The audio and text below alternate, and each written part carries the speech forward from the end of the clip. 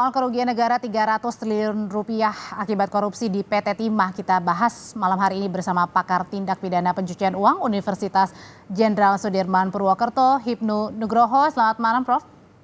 Selamat malam, Mbak. Ya, kami sebenarnya juga sudah mengundang pihak dari Kejaksaan Agung, tapi belum bisa memenuhi undangan Kompas TV. Mungkin karena sebentar lagi juga sedang bersiap konferensi pers malam hari ini berkaitan dengan penyelidikan atau penyidikan di kasus korupsi PT Timah. Prof, saya mau langsung ke Prof Hipnu kalau gitu. Ini kan kerugiannya bertambah, awalnya 271 T, sekarang 300 triliun rupiah. Apa analisanya, Prof? Kemudian ini bisa bertambah sampai 300 triliun? Ya, kan kita lihat kan, namanya penyidikan itu kan serangkaian tindakan penyidik untuk mengumpulkan barang bukti guna menentukan tersangka. Ketika menentukan tersangka berarti kalau ini korupsi berarti ada kerugian negara. Apalagi kalau yang didakwakan adalah pasal 2 dan pasal 3 yang menyebabkan kerugian negara atau perekonomian negara. Ini betul, kerugian negara, jadi kerugian real. Oleh karena itu dalam seperti ini pada saat pelimpahan, nah tadi Pak Jaksa Agung kan segera pelimpahan. Nah, saat pelimpahan itu hitungan yang finish. Kemarin belum finish, baru Kemarin sementara itu ongoing proses. Kerugian kerusakan lingkungan ya, berarti Prof ya? Ya, kerusakan lingkungan yang diakibatkan perbuatan ilegal. Ini yang kita harus bedakan, Mbak. Jangan sampai ini sampai delik lingkungan, tapi inilah korupsi yang terkait dengan iup ilegal, ya kan? Yang kemudian perencanaan yang tidak sesuai rencana, yang menggunakan fasilitas alat yang digunakan untuk tanah-tanah ilegal. Itu yang kita bacakan seperti itu.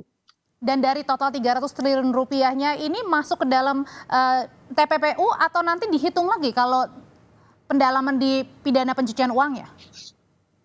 Nah, ini yang kita belum melihat pasti.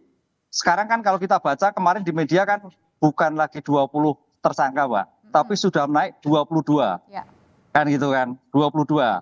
Sekarang kita lihat nanti dari 22 tersangka itu perannya seperti apa. Ini yang belum kita dengar.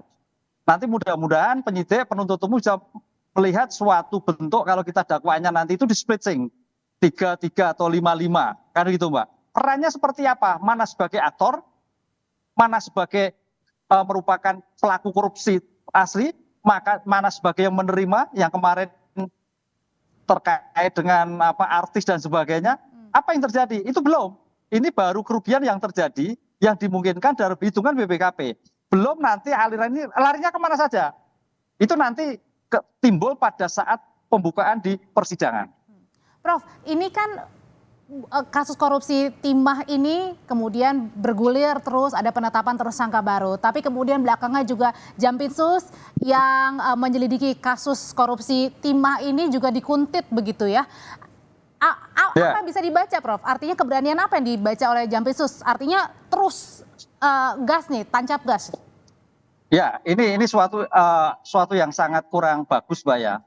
Menguntit ya, kalau orang Jawa mengintili lah ya. Ini kan begini, Mbak.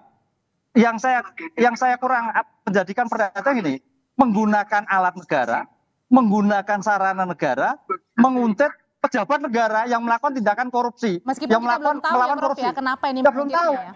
Ini suatu tindakan yang rapuh. Saya kira internal institusi harus bisa mengendalikan, menggunakan alat-alat negara digunakan untuk kepentingan apa? Ya kepentingan teroris, bukan untuk kepentingan menguntit. Ini suatu penggunaan yang tanda petik sangat serius kalau menurut saya seperti ini. Bisa bahaya kalau ada pasukan, ada alat digunakan tanpa kendali untuk kegiatan-kegiatan yang tidak sesuai tupoksinya. Itu yang pertama. Yang kedua, terkait subjek, memang ingat namanya korupsi, apalagi kayak Tamar, itu banyak rentetannya, Mbak. Dan tidak berdiri sendiri. Ada nanti yang kesenggol-senggol. Nah, yang kesenggol-senggol itulah yang saya kira akan muncul di dalam perkembangan tanda petik intervensi, melakukan kegiatan untuk menghambat.